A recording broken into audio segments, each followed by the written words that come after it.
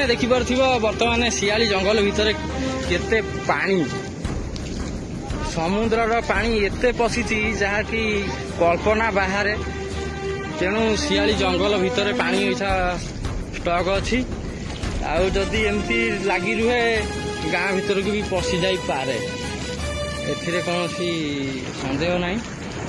देखिपार क्यों भली पानी रही शियाली जंगल भितर यही अवस्था रही शियाली सी बीच देख चतुर्पार्श्व पानी जलमग्न हो जाइए बर्तमान शियाली सी बीच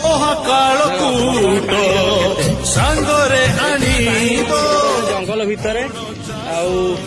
बर्तमान समुद्र अशांत अच्छी कहीं बंगोपसागर में लघुचाप आउ द्वितीय काली गला गत काली गला चिता लगी अमावास्या आ पूर्णिमा पानी टी अधिक उठाए उठेले भी एत पशि न था किंतु जेहेतु बंगोपसागर में लघुचाप सृष्टि होती पानी टी अधिक उठाऊ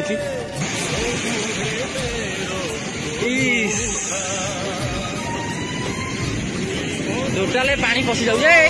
साइड